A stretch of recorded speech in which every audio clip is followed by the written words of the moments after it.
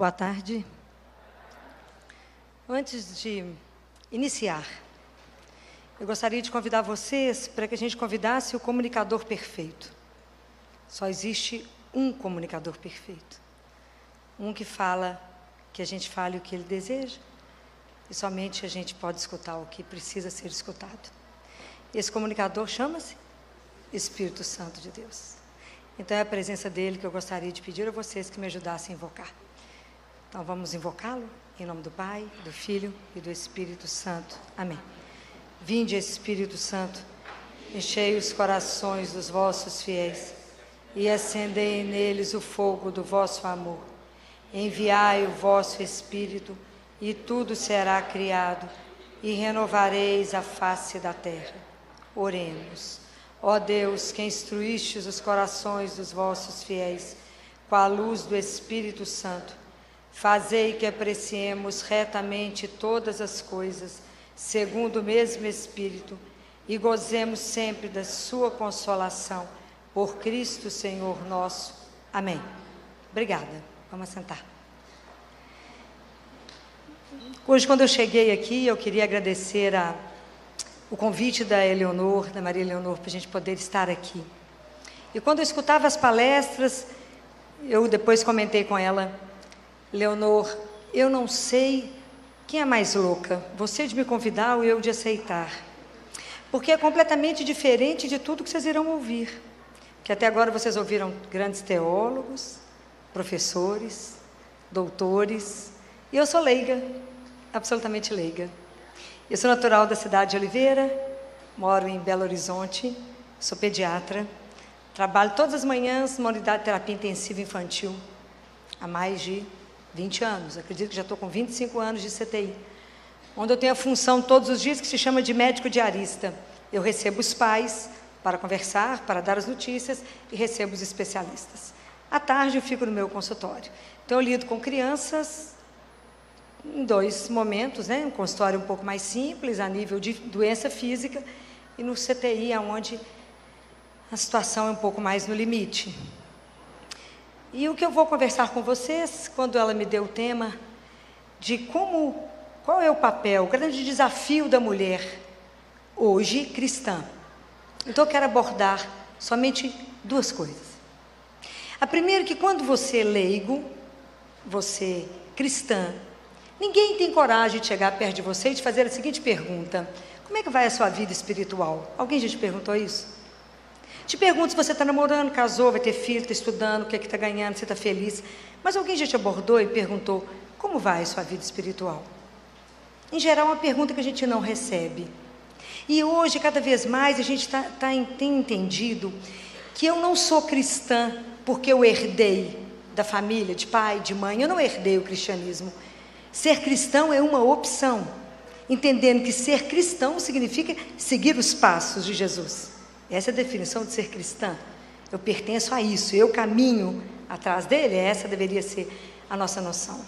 Então, como é que é ser uma mulher no mundo de hoje, inserida, nós numa comunidade de trabalho, de estudo, de faculdade, e professar a nossa fé?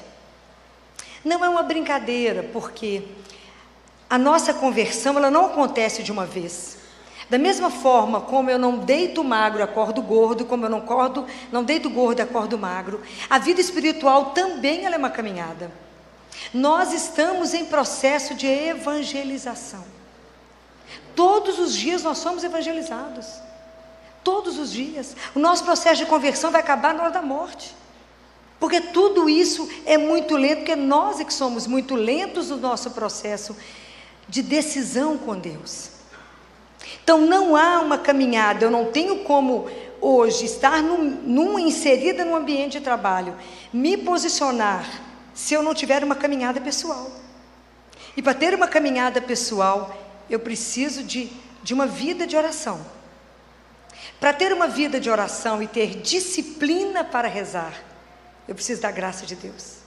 Que a gente tem a ilusão que faz tudo sozinho, que se eu sentar eu posso estudar, que se eu quiser eu vou rezar, mas a gente não entendeu que tudo é graça. Então eu preciso pedir a Deus a graça da disciplina, porque se eu não tiver a graça da disciplina, eu não vou rezar. E se eu não rezar mesmo todos os dias, eu não vou me alimentar. Se eu não me alimentar, eu não dou conta de permanecer de pé. É tudo uma cadeia. Como é que eu posso me posicionar e estar de pé se eu não estou alimentada? E é tão interessante que a gente alimenta profundamente o corpo, mas a gente não alimenta a alma. Então você pergunta para uma pessoa, quantas vezes você faz uma refeição por dia? Tem gente que consegue fazer 5 refeições, olha que espetáculo, não é? Aí você fala, quantas vezes você alimenta a sua alma todo dia? Você tem 24 horas. Quantas vezes você alimenta a sua alma? E às vezes a gente não tem 5 minutos, não tem 10, não tem 15, não tem 20 minutos para estar com o Senhor, nosso Deus. Então, se eu não tenho uma vida nutrida, como é que eu vou dar conta de um mercado onde eu estou, de me posicionar como cristã? Como é que eu vou dar conta de perceber o que eu tenho que viver? É difícil. Como é que a mulher vai tomar consciência do papel dela? É mais difícil ainda se eu não estou sintonizada com aquele que é o meu Senhor. É mais difícil da gente compreender tudo isso, porque a nossa vida espiritual ela tem um começo. Ela só vai começar no dia que cada um de nós entender essa frase que eu vou dizer. O dia que você falar essa frase para você e você vê o impacto que isso tem pessoal. O dia que você entender, eu sou um filho ou eu sou uma filha de Deus, amado ou amada. O dia que a gente tomar consciência que nós temos uma pertença, que não estamos soltos nesse mundo, que não somos obra de acaso, mas que somos resultado de um amor de Deus. Cada um de nós só existe por um excesso de amor, porque Ele assim sonhou, assim desejou e assim estamos aqui. Se não fosse por desejo dEle, não estaríamos aqui. E que nós só damos conta de fazer a nossa caminhada porque primeiro Ele quis. E eu posso fazer uma caminhada muito bem feita se eu estiver em sintonia com Ele. Porque tudo que a gente fizer sem amor, vai ser tempo perdido na nossa vida. Então, essa caminhada espiritual, para que hoje, cada uma de nós, como mulher, inserida, porque hoje a gente, quando se posiciona como cristã, você tem um mundo para brigar contra. Não é brincadeira todas as atitudes que nós temos que defender, nos posicionar, porque cremos. Nós vamos ter sempre gente ao contrário de nós, sempre. Sempre que vai nos questionar, mas como é que eu posso dar razão daquilo que eu creio? Como é que eu posso estar firme naquilo que eu acredito, se eu não estiver alimentada, nutrida e nesse aspecto cuidada? Eu não vou caminhar. Então é preciso que a mulher, e a gente de uma forma especial, já que a palestra é direcionada a ela, não necessariamente é só a mulher que eu estou dizendo, que a gente precisa tomar consciência da dimensão que a mulher tem. E a mulher tem uma grandeza. Claro que Deus confiou todo ser humano, a cada um e a todos, mas de uma forma especialíssima. Deus confiou o cuidado do ser humano a uma mulher. E é uma das coisas mais bonitas que eu tive a oportunidade de assistir, que eu sempre fiquei muito encantada de perceber que eu nunca tinha visto uma mulher, uma mãe, errar um diagnóstico. Eu sempre fiquei atenta com isso, que eu falo, a mãe conhece tanto o filho, que quando uma mãe liga e fala, meu filho não está bem, eu sei que eu tenho que olhar essa criança no consultório, porque ela realmente não está bem. Porque eu nunca vi uma mãe errar. Ela não precisa saber o nome da doença, ela não tem obrigação de saber o nome da doença. Mas ela sabe que alguma coisa está errada com esse filho. Ano passado, teve um congresso internacional no Rio, de psiquiatria e neurologia infantil. E eles mostraram uma coisa muito bacana. Eles mostraram que o cérebro de todas vocês que geraram ou que vão gerar, ele é transformado na área da sensibilidade, é como se ele fosse lapidado. Então a mãe tem uma sensibilidade completamente diferente. O cérebro da mãe é diferente do cérebro do pai. O pai não passa por esse processo. Então o psiquiatra, o neurologista que dava aula falou, por isso que a mãe, e ela é a única que sabe o que o filho tem e mais ninguém sabe. Então por isso a mãe é a única que quando o filho põe a chave na fechadura, ela fala, o que aconteceu? Eu falo, nem abri a porta. Mas a mãe sabe que o filho não está bem. E somente a mãe. Então isso até a ciência já conseguiu provar, que a mulher passa por um processo diferente. Então o que falta às vezes eu perceber, tudo que eu percebo, que a mulher tome consciência dessa grandeza dela, desse papel especial que ela ocupa. Isso somado à consciência de que a gente tem uma pertença a Deus, isso transforma. Porque a outra coisa que eu quero pontuar, além da consciência pessoal nossa, que nós temos que ter uma vigilância e um desejo mesmo da oração, e que tudo tem que ser por graça de Deus, e sem a graça de Deus nós não fazemos, não caminhamos. Da mesma forma como a gente tem um desejo, quando Deus coloca no coração de uma mulher e de um homem, um desejo de ser pai e mãe. Então ele, na verdade, Deus convida para ser co-criador. Nós somos co-criadores, a gente não é dono dos filhos, apesar da gente achar que a gente é dono dos filhos. E os filhos não nos pertencem, mas eles são entregues para que a gente possa criar. O que eu tenho observado nesses anos todos de pediatria, e que eu acho que isso está sendo responsável por tantas doenças como a gente está percebendo hoje, doenças não físicas, mas doenças da alma. Nós estamos, nesse século, os teólogos já tinham dito, e a gente está tendo a oportunidade de viver, que nós estamos vivendo o século neuronal. Nós não estamos tendo mais doenças infecciosas, mas doenças psiquiátricas têm crescido profundamente. Então, o que a gente tem observado? Que quando a gente vai ser pai, vai ser mãe, e que deseja ter pai e mãe, você recebe um filho que não é seu. Então, você vai aprender uma lição que é difícil. Eu amo e não possuo. Não me pertence. E eu tenho que criar esse filho para quem? Para Deus. É assim que estão sendo criados? Não. Então, a consciência de que esse menino me foi entregue para criar esse menino ser criado um homem e uma mulher, fazer disso algo inteiro para poder voltar ao Pai. Isso é um desafio que eu não consigo nem imaginar a dimensão dele. E talvez eu acho que hoje os pais, pela rotina que eles têm vivido, pelo tanto que os pais correm, e eu percebo que os pais correm muito para dar para os filhos muitas coisas materiais, mas os pais não estão se dando para os filhos. E isso tem sido um problema muito sério, porque eu dou a matéria, mas eu não me dou. Isso é um distúrbio que a gente não vai conseguir sarar. A ausência de mãe é a raiz, a ausência de amor materno é a raiz de todas as doenças psiquiátricas que nós temos. Então isso é muito sério. Como é que a mulher está conseguindo entender? Porque a mulher ela tem um papel tão decisivo na vida de uma família, que se a mulher for uma mulher de bom gosto, e se tiver casado com um marido que não tem bom gosto, ela consegue pôr a família inteira de bom gosto. Porque a roupa passa pela mão da mulher. Da mesma forma, a família come o que a mãe come. Porque quem faz compra? A mãe. A mulher que faz compra. Então, quem transforma toda uma família? Uma mãe. Como é que você vai evangelizar a sua família? O dia que você já for cristão bastante. O dia que você entender que Deus é o Senhor absoluto da sua casa e da sua vida, você vai introduzir o Senhor como Senhor de dentro da sua casa. Aí sim a família terá tempo de oração. A família poderá desligar uma televisão. A família vai conseguir rezar um terço. A família vai conseguir entronizar a imagem de Jesus dentro do Sagrado Coração, dentro de uma casa, e vão conseguir reunir e rezar. Mas enquanto a mãe não toma isso como verdade, chega em casa, a primeira coisa que a gente vai ligar é a televisão. Porque a gente não dá conta da solidão, já não dá conta do silêncio. O silêncio nos incomoda tanto que a gente liga a televisão, telefone, rádio, ainda liga para alguém. Porque nos incomoda.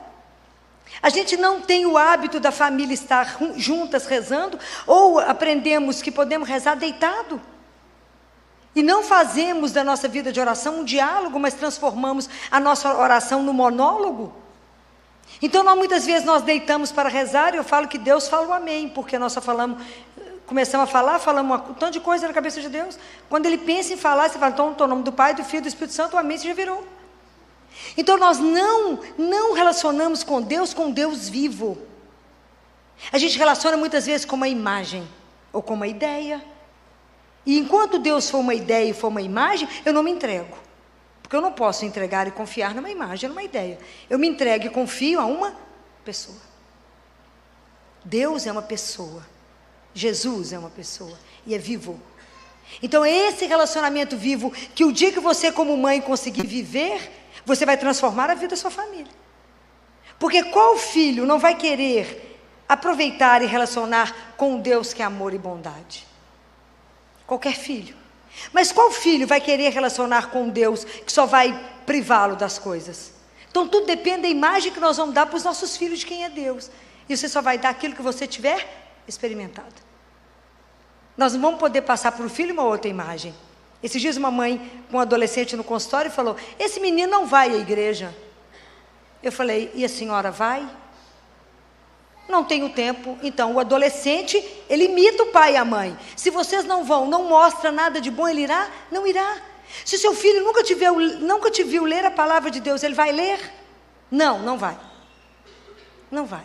Se seu filho nunca te viu de joelho, ele vai. Você vai conseguir alguma coisa? Não, não vai. Não vai. Porque a criança, de pequenininha, ela vê um modelo. E eu brinco com os pais no consultório. O filho, antes de andar, ele tem que aprender a ajoelhar. Mas se a gente não levar isso a sério, a coisa não vai caminhar. Nós estamos vivendo uma sociedade doente. Eu nunca imaginei na minha vida que eu ia ver uma criança de 9 anos tentar o extermínio. Outro dia não conseguimos ajudar uma de 10, que quando eu dei a vaga na UTI, ela chegou morta. Não conseguiu chegar, extermínio? 10 anos. Por que uma criança de 10 anos não quer a vida? Por que não? Quando tem tudo, tem demais. Por que damos tanto e não damos uma única coisa essencial? E eu falo com os pais, por que nós paramos somente no limite do corpo e não damos para o filho e damos a consciência para ele que existe uma alma? Por que nós paramos somente na consciência corporal? E esses meninos não têm essa consciência. Então, a força da mulher para poder transformar uma família e fazer de uma família dela uma família cristã, isto é real. Quando uma mulher dobra um joelho, o céu deve tremer. O poder que mãe tem de intercessão diante do filho, isso é algo que talvez vocês não tenham dimensão do poder. Então é preciso primeiro tomar a consciência. Então a primeira conversão é nossa, pessoal, para depois eu fazer com que isso seja na minha família. Porque hoje, se a família não estiver pautada nos valores cristãos, a família não dá conta do mundo que está aí, que está batendo nesses jovens. Eu não consigo segurar esses jovens. Então, quanto que eu preciso? E para criar filhos com valores cristãos, eu tenho que estar muito firme na minha caminhada, porque senão eu não dou conta. Então, percebe que para a gente poder hoje construir o que a gente deveria construir do ponto de vista cristão, ser pessoas de embate, se eu não estiver nutrida, alimentada e vivendo isso todos os dias, nós não caminhamos e a sociedade não vai caminhar e os filhos não vão caminhar. E a sensação que eu tenho dessa geração jovem, que eu chamo de geração gelatina, eles não se sustentam mais. Qualquer brisa suave derruba esses meninos ou eles vão para o suicídio, mas eles não assumem a vida. Quando Jesus contou a parábola do homem que constrói a casa sobre a rocha com o que não constrói, se vocês lerem com atenção, ele fala que vai ter vento, tempestade e tudo mais, nos dois tipos, na rocha e naquele que não construiu sobre a rocha. A diferença é onde você está sustentado. Então, se uma família tem uma sustentação em Deus, ela dá conta do que vier. Mas a família que não está sustentada em Deus, ela cai. Ela não dá conta, ela é derrubada, ela é destruída, com os problemas que vêm. Mas se a família tem um sustento, ela sobrevive. Porque problemas todos nós vamos ter.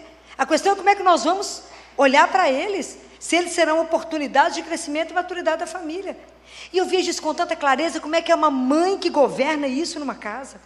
Como é que uma mãe... Porque a casa que tem mãe, ela tem cheiro, é diferente. Ela tem um cheiro diferente. Você sabe quando você entra numa casa que ela tem mãe ou que não tem mãe. É diferente. A mulher, Deus deu à mulher algumas coisas diferentes do homem. Essa feminilidade, uma doçura, uma ternura, algo que é diferente do homem. O homem tem as suas características, mas a mulher tem outras, de acolhimento, né? De percepção, de estar junto de ajudar a pôr de pé, ajudar a caminhar. Porque se vocês observarem, o que pai e mãe fala para uma criança, isso é uma verdade absoluta. E vocês não podem permitir que outros entrem na casa de vocês para poder tirar o papel de vocês como os grandes heróis dos filhos de vocês. A mídia, né, hoje a comunicação, a internet, é uma das coisas maravilhosas que chegou para nós. Mas ela é como uma faca. Ela descasca uma laranja, mas ela pode matar alguém. Depende se eu estou atenta para. Então é preciso que a gente consiga ver os filhos. É preciso que uma mãe consiga olhar para os filhos. O pai e a mãe têm que ver.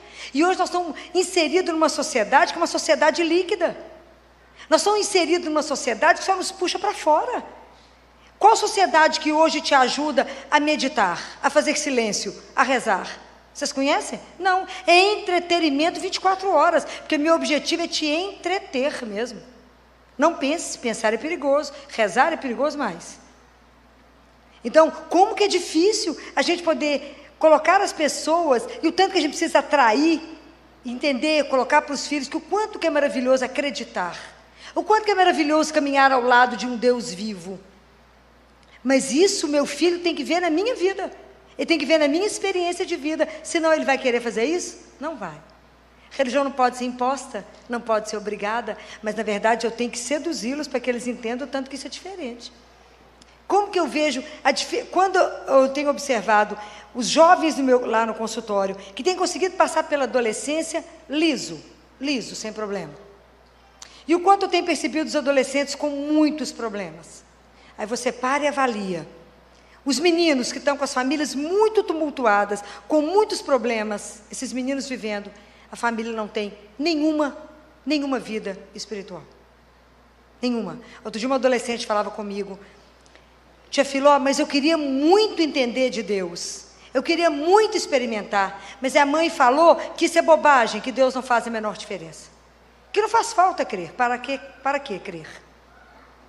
Mas eu queria muito, eu falei, meu bem, se eu for te levar para minha casa e te ensinar, eu e sua mãe vamos brigar demais, mas essa pode ser uma proposta, se assim você quiser, eu posso te ensinar aquilo que sei, mas o quanto que isso vai fazer diferença na formação desses meninos, está fazendo dó, talvez que vocês não tenham conhecimento, noção do que está acontecendo, mas nós nunca tivemos uma época em Belo Horizonte com tanto suicídio nos jovens. Semana passada foram 2 meninos, um de 15 anos, quando recebeu o primeiro não, pulou do 9º andar. A causa é porque a família não queria deixar ele viajar com um desconhecido. Então, eu não discuto, eu pulo do 9º andar. Deixa um pai e uma mãe atordoados sem saber o que fazer. Então, o quanto eu vejo que a oração pode transformar uma família, o quanto eu vejo que o poder da oração pode reestruturar, quando eu vejo que os adolescentes estão ficando perdidos, as crianças perdidas na mídia, que os meninos hoje nascem, e apesar da Academia Americana de Pediatria, da Sociedade Brasileira de Pediatria, dizer, não deixa a criança ver televisão até 2 anos, dificilmente uma criança antes de 1 ano não tem um iPad. Estou falando mentira? Não estou não. Ela já está batendo o dedinho assim, sabe entrar em tudo. E hoje eu posso contar nos dedos, quantos adolescentes meus, até 12 anos, não viram pornografia pesada. Então é muito cômodo para um pai, uma mãe, uma criança dentro de casa no computador ou no celular, porque ela está livre de um monte de coisa da rua. Mas nós não sabemos que mundo entrou pelas mãos dela ali dentro de casa. Então mãe é aquela que tem que estar do lado, sim, uma mãe cristã ainda muito mais.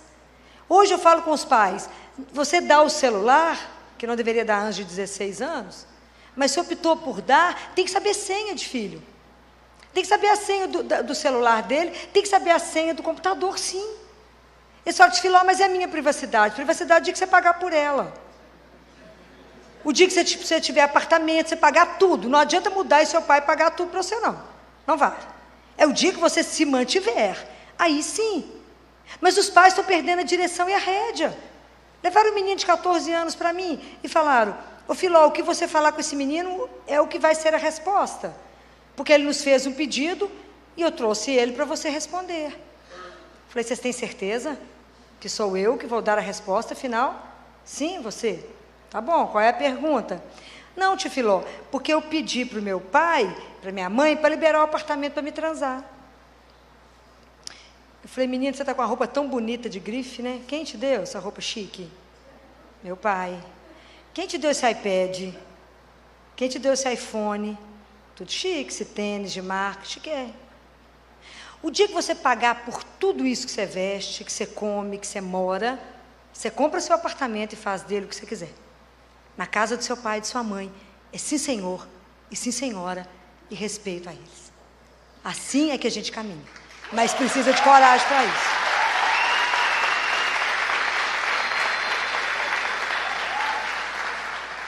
Os pais não podem ser reféns dos filhos. Eu estou com uma mãe de um menino de 16 anos, que ele fala com ela, se você não me der o iPhone novo que saiu, eu vou suicidar. Aí ela esteve lá no consultório, eu falei com ela. A próxima proposta dele, que ele falou que vai suicidar, você fala com ele, então pode suicidar agora, que você está me dando trabalho demais, é bom que já resolve a questão. Filó, você está louca? Não, você tem que parar de ter medo dos filhos. Tem que parar de ter medo.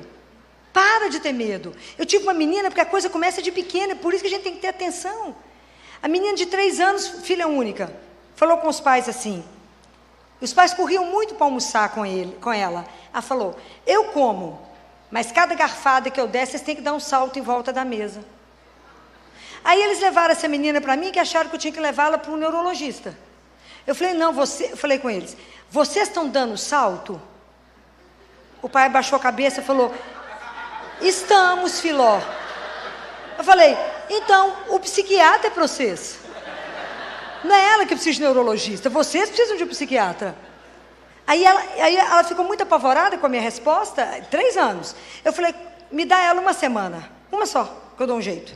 Aí ela chorava e falava assim, eu não quero ir para a casa da tia Filó, não? Claro que não. Muito bem. E eu conversava com os pais e dizia, diga não para essa menina, diga não para essa menina. Aos 12 anos, a mãe estava com ela no carro. E ela pediu um ai desses, que eu já não sei se era um iPhone, um iPad, um ai. Aí, nesse momento, com a mãe dirigindo, a mãe disse, não, não dou. Foi o primeiro surto psiquiátrico que ela teve, dentro do carro, que a mãe teve que estacionar onde ela conseguiu, com flanelinha, bater no vidro do carro e falar com ela, quer ajuda? Muito bem. Aí ela começou a tentar o extermínio, e foi para o psiquiatra, etc. Um dia, numa consulta, ela falou comigo assim, sabia, tia Filó, que eu estou muito cansada dos pais. Estou muito cansada deles, que eles são muito, pegam muito no meu pé, eu estou ficando muito cansada, eu estou escutando. E eu estou louca para morrer, sabe? Porque eu quero ver a cara deles quando eu estiver deitada no caixão. Eu falei com ela, mas eu preciso pontuar para você 2 coisas. A primeira coisa é que pai e mãe também pode cansar dos filhos. Você sabia disso? E que existe uma coisa que chama conselho tutelar. Aí vocês vão para o conselho tutelar, tem um galpão que fica todo mundo esperando ver se alguém quer. Ela já foi regalando os olhos. Existe essa possibilidade. Primeiro. A segunda que eu queria te falar, que eu conheci seus pais antes de você existir. Mentira, eu conheci na primeira semana de vida. Mas eu tinha que dar um impacto nela. E eles eram muito felizes sem você. Então você devia repensar isso. Saiu do meu consultório mansa igual um cordeiro. Porque tem que largar de ser boba.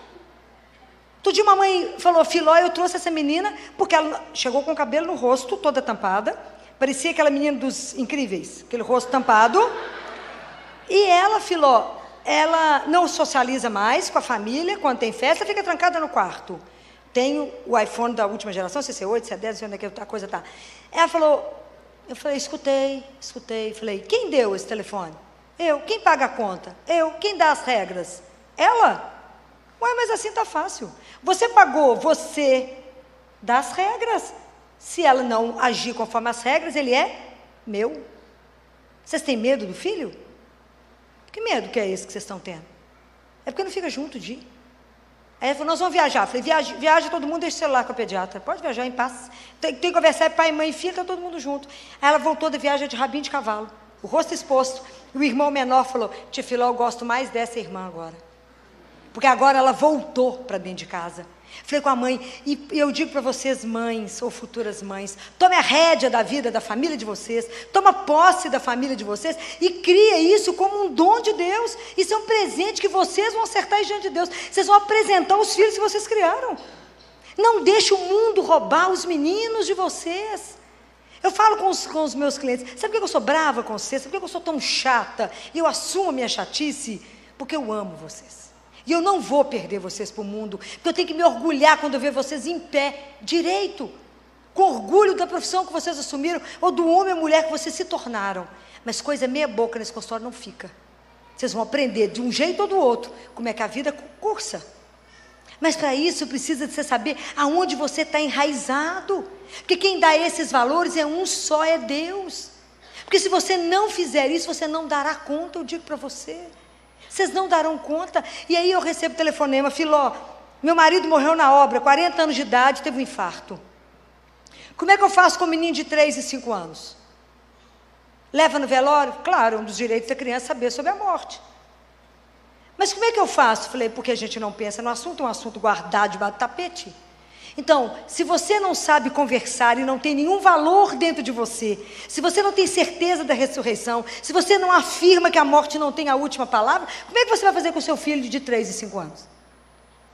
Como é que você vai educar seus filhos para que ele fique de pé na hora da sua morte? Se você não tem, nunca pensou, nunca rezou, nunca leu nada sobre, não se posicionou sobre a pergunta de Jesus. E todo aquele que vive e crê em mim nunca morrerá. Crês tu isso, Marta?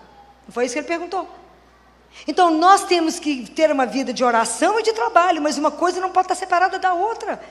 Senão a gente não dá conta de sobreviver. Senão a gente não dá conta de ser o cristão que deveria ser. Mas eu vou repetir para vocês, tudo tem que ser graça. Há muitos anos, que eu estou dentro da terapia intensiva, lidar com a morte todos os dias, ela não é uma brincadeira. Lidar com o sofrimento de criança não é brincadeira. Não é brincadeira, ver dor todo dia, morte quase todo dia. Não é brincadeira. Então eu conversei com Jesus e pedi a Ele, durante uma consagração, quando o padre levou a hóstia, eu falei, Jesus, aproveitando a sua santíssima presença, eu preciso de uma graça. Eu preciso da Eucaristia diária. Eu preciso que o Senhor me dê a graça de ir, antes de ir para o hospital, receber a Eucaristia. Porque eu preciso. O Senhor não precisa de mim, não. Mas eu não consigo sobreviver se o Senhor não estiver do meu lado. E eu falei com ele, e tem que ser perto do hospital, porque eu não posso atrasar, eu bato ponto às 7 da manhã. Eu bato ponto. Então só tenho que me arrumar um padre super animado, e tem que começar o dia bem cedo. Eu preciso agora, e tem que estar no caminho da Santa Casa, poucas coisas, mas o Senhor é Deus, sabe de tudo, é fácil. E o Senhor manda um recado que eu estou esperando. E assim Ele mandou. Na segunda-feira nada, e de noite quando eu fui rezar, eu falei com Ele, eu fiquei te esperando o dia inteiro, e o Senhor não falou nada até agora. Aí na terça eu tinha um grupo de oração, que ainda continuou na terça. Quando eu fechava a capela, chegou uma senhora perto de mim, que nunca mais voltou ao grupo, e falou comigo assim, doutora Filó, a senhora sabe que tem missa no Colégio Arnaldo todo dia, 7h30 da manhã? 6h30 da manhã? Abracei ela demais, beijava ela demais. Ela falou, que é isso? Falei, não é você que eu estou beijando, não, é aquele que habita no sei, quer dizer, você não sabe. É o Senhor, é Ele mesmo, que me deu a chance de passar na igreja antes de estar com Ele. Antes, primeiro eu comungo, primeiro eu posso me alimentar, para que depois eu possa sustentar uma mãe, um pai ou uma criança para morrer. Então, se eu não fizer isto antes, eu não dou conta. Porque eu convivo com, imagina, há muitos anos atrás, o meu chefe me chamou e falou, Filó, eu queria te lembrar que CTI só tem ciência. Eu falei, sim senhor. Eu esperava ele ir embora e fazia o que eu precisava. Até agora que ele já não mais me proíbe, então agora ele já aceita que eu batizo as crianças na hora da morte. Porque como é que eu vou permitir uma criança morrer pagã? Não permito. Depois eu descubro qual é a religião da família, ou se a família tem alguma religião. Um só Deus, um só batismo, não é assim? Não está escrito? Então não importa. Então batizo todos, então agora já tem água benta no CTI. E é tão bonitinho que isso é uma semente que vai sendo colocada, porque um dia eu estava no consultório trabalhando, uma residente me ligou, Filó, nós estamos atendendo uma parada. Eu falei, por que você está no telefone? Não, Filó, porque tem um tanto de gente, mas eu estou te ligando para você me ensinar como é que batiza. Falei, que espetáculo, então vocês já aprenderam que tem que batizar, essa é a coisa mais importante, se o menino voltar, Deus é que sabe, mas batiza, poder ver os sacramentos atuar, poder mostrar para as pessoas e dizer, isso é real, a gente lida com um Deus que é vivo, e se a gente luta pela vida, o trabalho é pesado, porque quando você entra, e eu creio, que lá dentro do hospital a gente está lutando pela vida, por isso eu creio num Deus que é vivo, e que luta junto conosco pela vida, por isso a gente não luta contra homens. Por isso, se eu não me alimentar, eu não dou conta. E tudo é graça que eu estou dizendo para vocês. Eu não comungo todo dia porque eu sou bonitinha, porque eu ajoelhei e pedi. Porque eu digo para vocês, o joelho vai te levar onde seus pés nunca irão, mas o joelho vai te levar. Então, quando eu pedi para Nossa Senhora, me dá graça, porque eu rezava um rosário sozinha por dia, 1h30 de joelho. E a vida vai nos apertando, vai nos apertando. Às vezes eu trabalho 12, 13, 14 horas no dia. Eu falei com ela, eu preciso de conseguir rezar o terço todo dia. Eu preciso de 1 hora. 4h30 da manhã eu estou de pé. Acendo minhas velas, meu marido que eu vou pôr fogo na casa qualquer dia. Mas rezo o meu terço. É fácil? Não, é a graça da disciplina que eu pedi. E aí eu preciso. Mas também sou casada, então eu não posso só viver disso. Tem que antes sair de casa, deixar a casa, comida do marido pronto, café arrumado, pão de queijo assado, pão assado, tudo pronto, a mesa posta, porque eu vou rezar, eu tenho que sair mais cedo porque eu preciso da missa. E eu vou para o CTI, aí só Deus sabe, volto para o almoço. Mas já aprendi que entre sair do CTI, chegar em casa e começar o consultório, eu tenho que ajoelhar, eu tenho que rezar, eu tenho que renovar minha força no único que renova. Porque eu preciso de sabedoria para de tarde, porque tudo é diferente. E só Ele é Deus, só Ele é o Senhor, só Ele pode me usar, só Ele pode fazer de mim o que Ele quiser, mas somente Ele. Mas eu preciso de me abrir a graça, senão ela não acontece. Então eu pedi a Ele, me dá a graça. Eu preciso da sua presença, eu preciso que o Senhor coloque seus anjos lá, eu preciso que o Senhor me ajude a falar com a mãe, e ela me entender, e ela falar e eu entender, porque minha missão é aliviar a dor e o sofrimento, é essa a missão que o Senhor me deu. Então me ajuda a fazer isso, me ajuda a olhar e enxergar o que eu preciso enxergar. Falei com ele, igual está escrito lá em Apocalipse capítulo 3, existe um colírio que a gente precisa dele, esse colírio é o próprio Jesus. A gente precisa desse colírio para pingar nos nossos olhos, para ver as coisas de Deus, no dia a dia, porque senão a rotina te engole, e você esquece até que você é cristã, porque o dia inteiro você está entre o mundo e Deus, o dia inteiro o mundo está te puxando, o dia inteiro. Então se você não tiver disciplina, você é engolido pelo mundo, e ninguém sabe nem se você acredita em nada, se você não se pontuar muito. E a gente tem que pedir nas graças. Já pediram a graça da confissão? Tem que pedir, para que você confesse pelo menos uma vez por mês. Mas se a gente não pedir a graça, a gente confessa uma vez por ano e olha lá, fala, tá bom, confessei uma vez por ano. Mas ou nós decidimos por Deus de verdade, e fazemos uma caminhada de verdade com Deus, sem brincadeira, ou nós nem nos posicionamos, nem como família, nem individualmente como mulher na sociedade. A mulher tem uma força de transformação impressionante. A mulher é capaz de levantar uma família inteira, mas a mulher, se ela cai numa casa, cai a casa inteira. As casadas aqui vão entender o que eu falar. Se você reclamar que está com dor de cabeça, a casa inteira adoece. Só uma dor de cabeça. E a mulher, depois que casa e tem filho, o direito dela de chorar é só enquanto toma banho. Porque se ela chorar, a casa inteira chora. Fala, mãe, se eu reclamar de dor de cabeça, vai falar assim, mas já melhorou? Eu falo, mas não acabei nem de engolir, ainda está no esôfago. Como é que já melhorou? Então tem que tomar escondido para ninguém perceber. Porque a mulher, é impressionante o que ela é capaz de fazer. Quantos casos que uma mulher ergueu uma família pela força? Então, o quanto que a gente precisa recuperar isso? Mas eu compreendo que tudo isso, a gente vive se tivermos a graça de Deus. Somente isso. E aí eu queria dividir com vocês uma coisa, que é uma experiência forte demais, que é Maria. Nós precisamos de aprender tanta coisa com a Nossa Senhora. E uma delas é a graça de estar centrada em Deus. Nossa Senhora não se dispersou. Ela era centrada em Deus. Então eu peço tanto a ela essa graça. Fala com ela, não me deixe dispersar. Não me deixe tirar os olhos da cruz. Não me deixe tirar os olhos de Jesus em cada coisa que eu tiver que fazer. Porque a gente tem que aprender que a gente é tão dependente de Deus, que tudo que você fizer, que você não pediu opinião a Ele, você errou. Em geral, erra mesmo. O quanto que a gente precisa de estar atento, o que é que Deus quer que eu faça nesse momento? Porque se eu não estiver atento, eu faço aquilo que eu quero.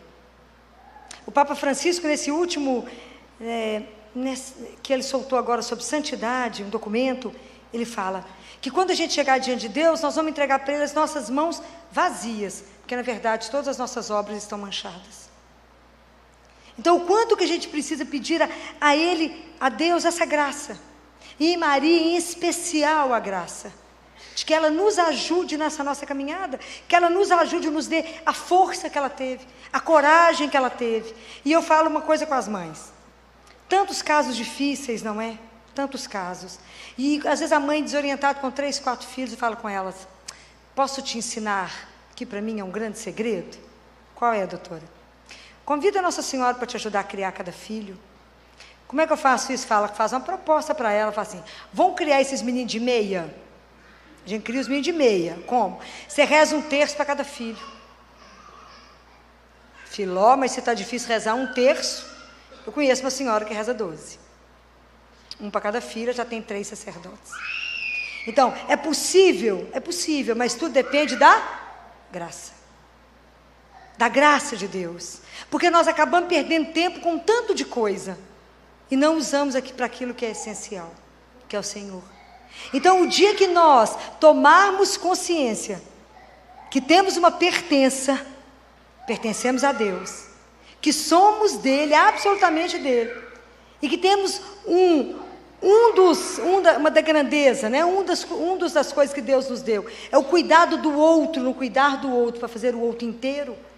Nós vamos saber que nós precisamos demais de pedir a Ele essa ajuda, e pedir a uma mãe, a uma mulher, que nos socorra, que nos ajude na graça. Quantas vezes eu falo com as famílias, dobre o joelho, e chame por uma que pode transformar. Quantas vezes? Uma cliente chegou no meu consultório, com um bebê de dias, e um neném de 2 aninhos, e chorando. Falei, por que você está chorando? É a queda dos hormônios, você está chorando? Não, Filó, meu marido foi transferido. Ah, mas volta. Ah, Filó, é multinacional, e eles falaram que só daqui a 2 anos para ter a transferência. Eu disse, mas isso é para os homens, nós temos Deus. E as pessoas acham que a gente é louco, né? É Deus, a gente tem Deus. Ela falou, mas para ele voltar para cá, alguém tem que ser demitido. Falei, meu bem, Deus é pai de todos, Ele conhece todos. Então Ele nunca vai amar um filho em detrimento do outro. O amor de Deus é universal, mas Ele é pessoal. Deus nos ama pessoalmente. Então Ele não vai prejudicar um filho em função do outro. Então nós vamos pedir a intercessão de uma pessoa, de uma mulher poderosa, é Maria. Então reze o terço, todo dia, entregue isso para ela, fala com ela, nós somos uma família e estamos separados, nos ajude a estar juntos. E aí na semana seguinte ela voltou com a mãe dela e as crianças, e chorando, falava, mas você não parou de chorar ainda? Você não confiou no que eu estou te dizendo? Não, mas eu estou rezando. Então já é um sinal, já está rezando, já está bom. Deus vai secando essas lágrimas, não é? E aí na outra semana, quando ela voltou, porque no primeiro mês eu acompanho por semana, quando ela voltou na outra semana, eu disse a ela, o marido estava junto, falei, conseguiu folga, né? Porque está aqui hoje. E falou, doutora Filó, a senhora não sabe o que aconteceu. Eu falei, me conta, que eu amo essas histórias, né? Porque a gente não fica contando, né? A gente fica vendo, podemos entregar um problema para Deus, saber que vai ter uma solução. Doutora Filó, a senhora acredita que um colega meu de trabalho aqui recebeu uma proposta de uma outra multinacional com salário dobrado? Foi irresistível. Eu falei, porque Deus é sedutor mesmo, meu filho. Ele vai resolvendo as coisas como precisa ser resolvido e coloca a família junto outra vez. O dia que a família entender, e a mulher entender, que ela pode ser o grande canal de graça de uma família, e que as famílias podem ser transformadas. Quantos filhos poderão voltar à vida por causa de um joelho de uma mulher? Talvez a gente não tenha essa dimensão. Então nós que entramos e assumimos o nosso batismo, que queremos ser de Deus, o nosso trabalho, ele é incansável, né? Porque ele é diário. Assim como a educação, o dia que você tem filho, a sua educação ela só começa, a educação dos filhos só começa, ela não tem fim, não acaba, nunca você vai parar de educar seus filhos. O nosso processo de evangelização e de conversão também, ele só tem um começo, mas ele é diário. Então nós não podemos desistir de caminhar todo dia, porque esse é o grande desafio que eu vejo hoje. Como eu crio filhos cristãos para esse mundo que está tão perdido, para esse mundo que está tão sem Deus. Então eu só acredito que esses jovens poderão ter um futuro, uma mudança, se introduzir Deus na vida deles. E isso tem que ser introduzido de um jeito muito doce, porque Deus é doce.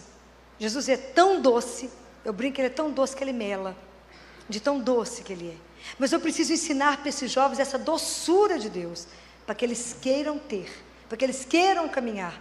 Esse desafio está na nossa mão, não sozinhos, mas é porque tudo a gente conta com a graça de Deus. A gente pede a Deus que nos dê a graça de ajudar, nos dê a graça de evangelizar, nos dê a graça de estar e fazer naquele lugar o que deve ser feito naquele momento, porque é um desafio hoje em dia assumir que cremos em Deus. São muitas questões que chegam para nós, para mim todo dia no meio da ciência, mas há uma sede em saber, há uma sede em buscar por isso. Às vezes as pessoas não sabem muito bem como fazer isso, né?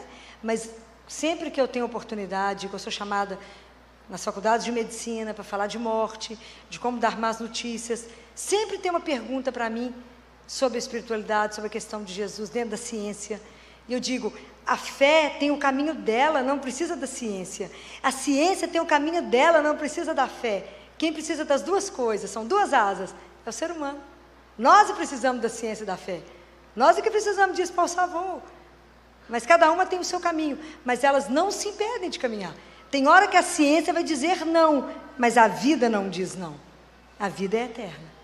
Então, nós só damos conta de sustentar todas essas questões que vão nos levantar, só dá conta de nos posicionar como mulheres e mulheres de Deus, se a gente fizer uma caminhada, primeiro, de oração e de disciplina com as coisas de Deus. E é isso que eu queria deixar para vocês. Que essa caminhada, ela é possível. É possível a gente caminhar. Porque se a gente pedir a Deus, Ele nunca deixará de nos atender com uma graça. Principalmente quando a gente quer estudar a palavra, quando eu quero ler mais, quando eu quero me disciplinar. Deus não nega. Basta a gente querer, porque Ele não nos obriga. Você tem algo maravilhoso, chama-se a liberdade com que Deus nos fez, né? A liberdade com que Ele nos sustenta. Então vamos pedir a Ele, né? Se Ele nos fez mulheres, nesse mundo que está um mundo mais difícil, vamos pedir a Ele que nos dê a graça. Fala com Ele, a santidade nos é oferecida todos os dias como possibilidade. E se a gente não se posicionar, a gente nega a santidade todos os dias. E santidade é aprender a viver a vontade de Deus. Qual é a vontade de Deus? É viver o amor. Nas menores coisas, guardem isso. Tudo que vocês fizerem com amor, será revertido. Tudo que é feito sem amor, foi tempo perdido. Então que Deus nos dê a graça de conseguir compreender isso. E nos dê a graça de termos a coragem de assumir aquilo que um dia a gente professou. Que a gente crê em Deus, que é Pai, no seu Filho Jesus, no Espírito que nos renova e nos sustenta a cada dia. Porque Ele tem que ser a viga que nos põe de pé e que nos ajuda a caminhar. Meio dos embates todos que as mãos vamos ter. Quem é que é o nosso sustento? É um só. É Deus. E eu queria, para terminar, dizer só uma coisa. Acreditar em Jesus tem que ter uma marca. A marca da alegria. Cristão não pode ser triste. Essa é a grande sedução. Né? Não pode ser como eu vejo as pessoas chegando, às vezes lá no consultório, ou lá no CTI, o pessoal se arrastando. Eu falo, tudo bem, gente, estamos indo. Eu falo, para onde vocês estão indo? Por que vocês estão arrastando esse peso nas pernas? Cadê a leveza? Mas não tem a leveza do crer. E quando os residentes falam, Filó, mas como que você pode chegar nesse CTI tão animada? Animada, de salto, a gente sabe que você dorme tão pouco. Eu falo que vocês não sabem com que homem eu encontrei agora. Porque vocês não sabem de que eu me alimentei agora. Porque vocês não sabem que eu recebi um homem vivo. Isso que vocês ainda não entenderam, que eu recebo um corpo, um sangue, uma alma e uma divindade. Vocês ainda não entenderam, isso é um mistério dos mistérios. Um Deus que nos ama tanto, cuida tanto, que alimenta o filho que sabe que já não dá conta da caminhada.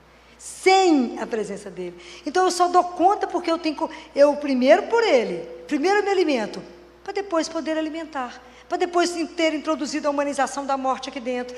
De hoje lá no CTI a gente já conseguiu. Nenhuma criança mais morre só.